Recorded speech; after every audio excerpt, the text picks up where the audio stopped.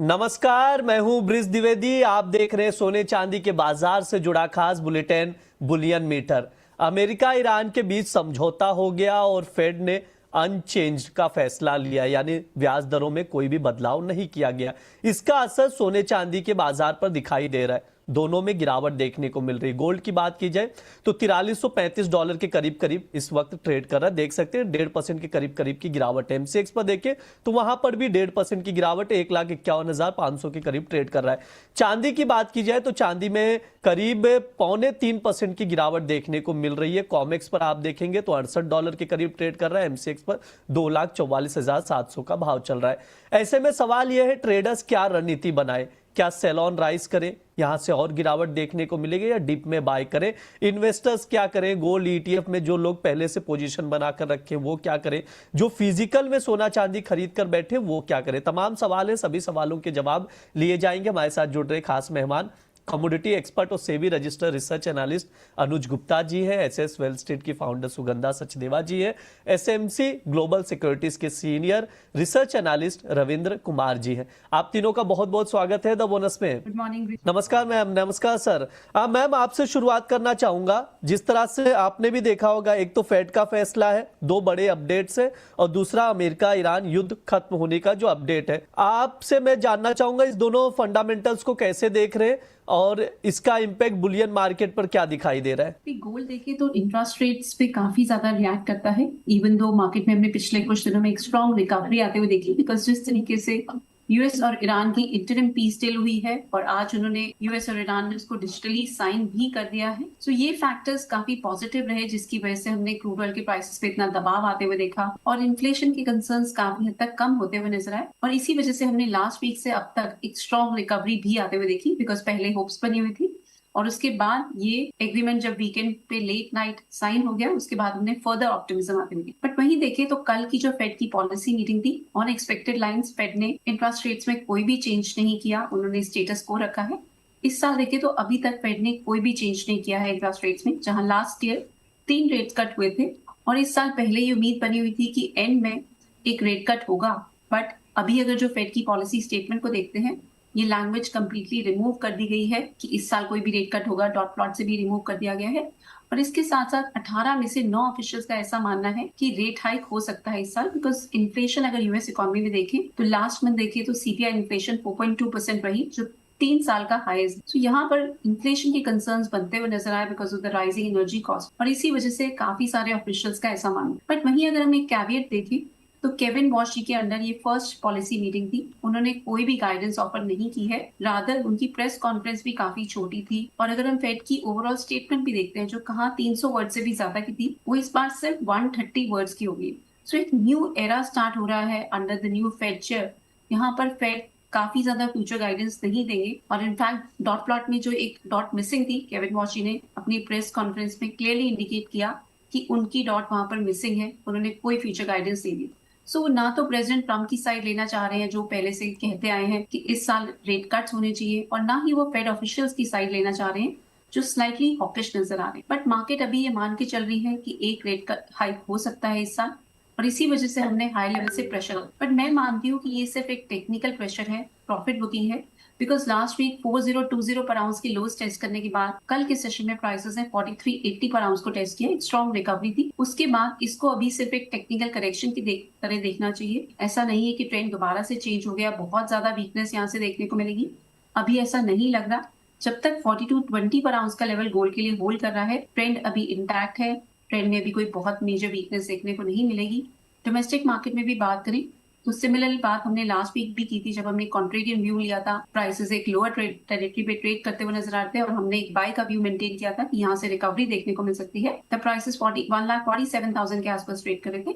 एक strong recovery already आ चुकी है, अभी भी वही लेवल्स एक स्ट्रॉन्ग सपोर्ट की तरह एक्ट करते हुए नजर आएंगे डोमेस्टिक मार्केट में। सो फर्स्ट लेवल्स रहेंगे 1,50,500 एंड देन 1,47,000। सो इन लेवल्स पर नजर बना के रखें, जब तक ये प्रोटेक्टेड है। गोल्ड में हम मानते हैं कि दोबारा से रिकवरी देखने को मिलेगी। ठीक है, ये मैम की राय है। बातचीत आगे बढ़ाते हैं। अनुज सर आपके पास आना चाहेंगे, आपसे एक चीज समझना चाहेंगे।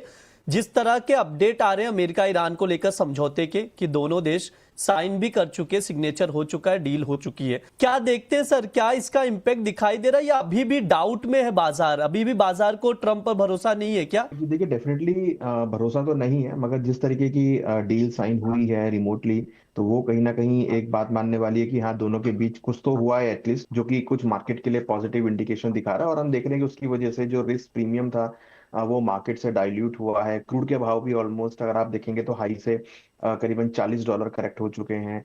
गोल्ड भी ऑलमोस्ट अगर आप देखेंगे तो $4300 के नीचे ट्रेड कर रहा है। तो मुझे लगता है कि थोड़ा सा सेंटीमेंट, जो रिस्क प्रीमियम एक वॉर का था, वो यहाँ पर जाता हुआ दिखाई दे रहा है। और दूसरी तरफ फेड के जो डिसीजन आया है कि वो एक साल में एक बार इंटरेस्ट रेट बढ़ा सकते हैं, तो वो भी थोड़ा सा एक नेगेटिव सेंटीमेंट है मार्केट्स के लिए, क्योंकि अगर इंटरेस्ट रेट बढ़ता है तो फिर आपको एक सेलिंग प्रेशर देखने को भी मिलेगा। तो मुझे लगता है कि कहीं ना कहीं मार्केट, हालांकि अभी तो फिलहाल बहुत टाइट रेंज में है, हमने पिछले हफ्ते से अच्छी रिकवरी आती हुई देखी है और 4300 के आसपास मूव कर रहे हैं। बट कहीं ना कहीं हमें लगता है कि सेलन राइज इंट्राडे पर्सपेक्टिव से यहाँ देखने को मिल सकता है। तो गोल्ड में करीबन 1,52,400 के आसपास बिकवाली का ट्रेड देखना चाहिए। 1,53,100 का स्टॉप लॉस लगा है, टारगेट 1,51 तक देखा जा सकता है। हालांकि $4250 एक अच्छा सपोर्ट है। 4250 अगर ब्रेक होगा तो फिर 4200 से लेकर 4170 तक के लेवल आपको देखने को मिल सकते हैं। तो मुझे लगता है कि थोड़ा टाइट रेंज में है, वेट एंड वॉच करना चाहिए। सेलन राइज गोल्ड में देखने को मिल सकता है। ठीक है, ये सर की राय है, ट्रेडिंग कॉल स्क्रीन पर है, आप लोग नोट डाउन करके चल सकते हैं। गोल्ड अगस्त वायदा 1,52,400 पर शॉर्ट की पोजीशन बना सकते हैं, 1,51,000 तक के टारगेट के लिए 1,53,100 का स्टॉप लॉस लगाइए। ट्रेडिंग कॉल स्क्रीन पर है, नोट डाउन करके चलिए। अनुसर की ओर से दिया जा रहा है गोल्ड में ये ट्रेडिंग कॉल। रविंद्र सर, आपका क्या व्यू है, गोल्ड को कैसे देख रहे हैं? टेक्निकल चार्ट क्या कह रहा है? क्या यहां से और दबाव देखने को मिल रहा है गोल्ड में? देखिए, टेक्निकल चार्ट पैटर्न्स की बात करें तो यहाँ पे फर्दर प्रेशर देखने को मिल रहा है हमें। अभी प्राइसेस जो हैं ये सपोर्ट के पास ही ट्रेड कर रहे हैं।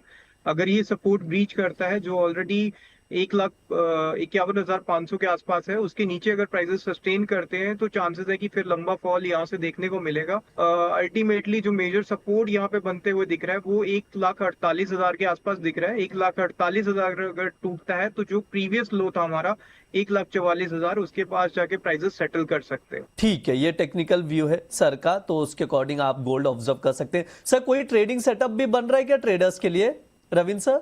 गोल्ड में थोड़ा सा बाउंस पे सेल करना चाहिए। अभी प्राइसेस ऑलरेडी अगर देखें तो लगभग 2300 पॉइंट हाई से फॉल कर चुके हैं। यहाँ से अगर 150 to 500 के आसपास जाते हैं प्राइसेस, तो वहां पे हम शॉर्ट पोजीशंस बना सकते हैं। 151 का टारगेट कर सकते हैं और स्टॉप लॉस जो है ये 1,52,850 के ऊपर रखना चाहिए। ठीक है, ये सर की राय है, ट्रेडिंग कॉल स्क्रीन पर है, आप लोग नोट डाउन करके चल सकते हैं। 1,52,400 पर शॉर्ट करने की सलाह दी जा रही है। 1,51,000 तक के टारगेट के लिए 1,52,850 का स्टॉप लॉस लगाएं, ये सर की राय है। तो उसके अकॉर्डिंग आप गोल्ड देख सकते हैं। मैम, आपका क्या व्यू है गोल्ड को लेकर? मैं आपसे एक चीज समझना चाह रहा हूं, जो पहले जो लेवल्स दिखाई दे रहे थे जब प्रेशर आया था गोल्ड पर, $4,000, $4,100 के करीब करीब एक्सपेक्टेशन बढ़ी थी कि उसके नीचे भी और जा सकता है $3,800। अब उतना प्रेशर है अभी भी या फिर इसी के आसपास घूमता हुआ दिखाई देगा? 4300, 4200, 4100 के नीचे नहीं जाएगा? इस पे थोड़ा सा यहाँ पर फोकस करना होगा। अभी भी न्यूक्लियर वेपन्स को लेके डिस्कशन होनी बाकी है, अगले 60 दिनों में ये डिस्कशन होगी। सो ये फैक्टर्स काफी इंपॉर्टेंट रहेंगे बिकॉज ऑफ फेड का डिसीजन। इवेंट रिस्क खत्म हो चुका है, उस पर प्राइसेस ऑलरेडी रिएक्ट करते हुए आपको नजर आ रहे हैं। एंड मेरा ऐसा मानना है कि जो फेड का पॉलिसी डिसीजन आया है लार्जली ऑन एक्सपेक्टेड लाइंस है। सो इससे मार्केट में आगे कोई बहुत ज्यादा रिएक्शन देखने को नहीं मिलेगा, बिकॉज जब नॉन फार्म पेरोल्स का डेटा आया था उसके बाद से ही मार्केट ये एक्सपेक्ट करके चल रही थी कि फेड ब्याज दरों को बढ़ा सकता है, और वही अभी फेड के पॉलिसी मेकर से भी इंडिकेट। सो अब पीस डील ऑलरेडी हो चुकी है, इंटरिम एग्रीमेंट पे डिजिटली साइन भी हो चुका है, बट इस पे कॉन्फिडेंस अभी भी बहुत ज्यादा नहीं आ रहा, बिकॉज इसके साइन होने के बाद भी हमने मार्केट में कोई ऑप्टिमिज्म आते हुए नहीं देखी है। सो यहाँ पर मेरा मानना है कि थोड़ा सा फोकस रखना जरूरी है। अभी आउटलुक बहुत पॉजिटिव नजर नहीं आता, बट यस बहुत वीकनेस भी नजर नहीं आती जब तक 4220 पर आउंस का लेवल ब्रेक नहीं हो जाता। बट हायर साइड में भी देखें तो 4380 वीकली टाइम फ्रेम पर एक बहुत इंपॉर्टेंट रेजिस्टेंस है। ये ब्रेक होगा तभी यहाँ से फर्दर तेजी देखने को मिलेगी। मेरा ऐसा मानना है अभी प्राइसेस कुछ कंसोलिडेट करेंगे और हमें क्रूड ऑयल के प्राइसेस पर जरूर नजर रखनी होगी। हमने ऑलरेडी वहां पर काफी दबाव आते हुए देखा है। अगर वहां पर कोई मेजर बाउंस बैक देखने को मिलता है और क्रूड ऑयल के प्राइसेस अगर 75-50 जो एक मेजर हर्डल है उसको ब्रेक करते हैं, तो वहां पर एक रैली अगर आती है तो वो गोल्ड एंड सिल्वर के लिए स्लाइटली नेगेटिव रहेगा।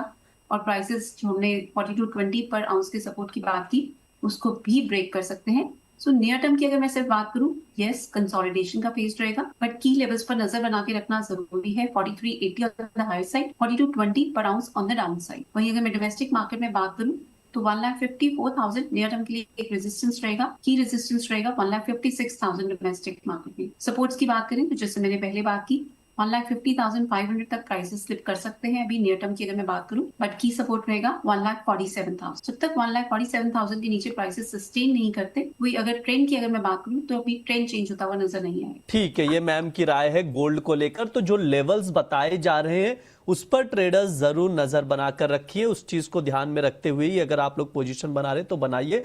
रिस्क फैक्टर का हमेशा ध्यान रखिए। अब चांदी पर भी बातचीत कर लेते हैं। अनु सर, आपसे शुरुआत करना चाहूंगा। अभी अगर देखा जाए कॉमेक्स पर $68 के अराउंड चांदी ट्रेड कर रही है। 3.25% की गिरावट करीब करीब दिखाई दे रही है। एमसीएक्स पर 2,44,500 का भाव चल रहा है।